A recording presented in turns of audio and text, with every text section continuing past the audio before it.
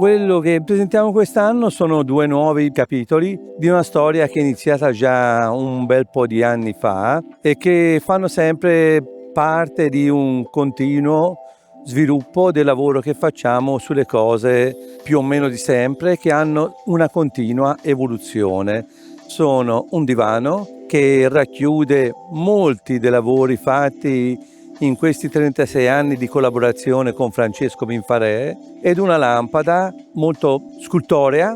fatta da Jacopo Foggini, che anche quella sembra strano, ma è frutto di un ragionamento che dura da 15 anni esatti.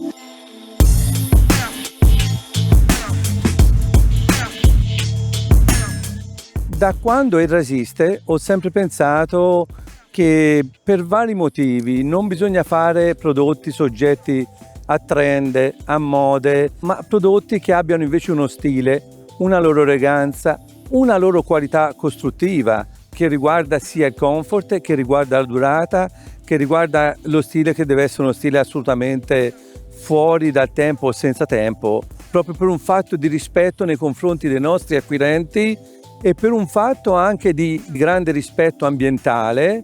perché ogni cosa nostra è perfettamente riciclabile, ma credo che la forma più alta di rispetto ambientale sia quella di far cose che mai e poi mai nessuno si sogni di buttare via. Con i nostri autori, diciamo, quasi tutti i giorni ci sentiamo, si può parlare di arte, di cinema, di sport, di cultura. Si viene a creare, come in ogni tipo di rapporto, un'intesa. Basta uno sguardo e ci si intende su cosa si vuol dire. Per cui mai abbiamo lavorato su un disegno, ma sempre su un'idea, che questa idea poi può durare, come dicevo prima, anche tantissimi anni. Poi a un certo punto comincia a concretizzarsi, a diventare magari uno schizzo, a diventare poi un prototipo, capire se quella cosa lì è interessante, e passano ancora degli anni. Poi una volta che si capisce che può essere interessante, si comincia a lavorarci in maniera seria, fortissima sopra, che anche lì passano ancora anni, fino a che la cosa non è messa perfettamente a punto, dico in maniera superlativa messa a punto, e quando è perfetta viene presentata, mai prima. Ma i materiali dominanti credo possono essere tutti,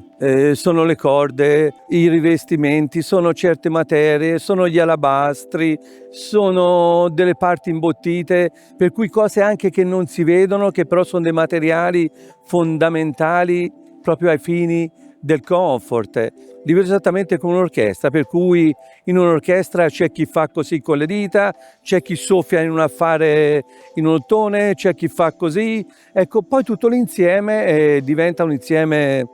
straordinario. Nel caso della musica spero lo diventi anche per qui, anche nel nostro caso, nel caso Edra. Però credo che la cosa fondamentale, come può accadere in una bellissima opera, è una cosa che rimanga poi alla fine nei secoli per sempre.